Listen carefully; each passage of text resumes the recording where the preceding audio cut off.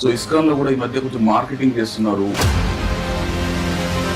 డబ్బులు కూడా దానికి పెట్టారు, వాళ్ళ ఫండింగ్ కూడా ఉంది అంటారు. అంటే నేను జనరల్ అందరూ మాటలనే మాట్లాడదలుచుకోలేదు. మంచి ప్రశ్న అడిగారు. ఆ ఇస్కాన్ కొన్ని లక్షల మందికి అన్నదానం చేస్తుంది, మంచి పని కదా. చలి వేస్తుంది, శీతాకాలం, వస్త్రాలు అవి ఇచ్చారు, అప్రిషియేట్. ఎవరో ఒక పనికి మాలిన ఇలా సెల పట్టుకుని బస్సులో వీడియో తీసి అతన్ని ఏదో బదనాం చేసింది, చచ్చిపో. వాస్తవాన్ని గ్రహించు. పొగిడేవాడు నువ్వు సత్యాగా రాడు, తెగిరేవాడు కూడా రాడు.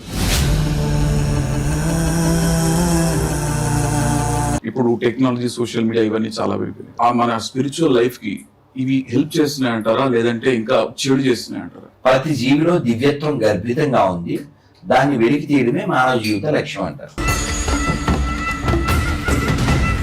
అందరు పిల్లలు చెడ్డోళ్ళు కాదండి. ప్రభుత్వం ఏం చేస్తే బాగుంటుందంటే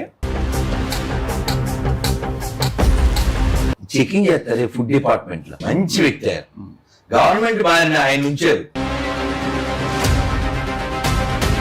కూర్చున్నాడు, ఆ పిల్లలు ఓం సహనావతు సహనో భక్తు చెప్పారు, ఆయన చెప్పాడు, తిన్నారు. కింద కామెంట్లో, సార్ మీరు క్రిస్టియను, పిల్లలందరితో కూర్చుని ఇలా మంత్రం చెప్పారు. అసలు ఎక్కడైనా ఫస్ట్ ప్రయారిటీ హ్యుమానిటీ.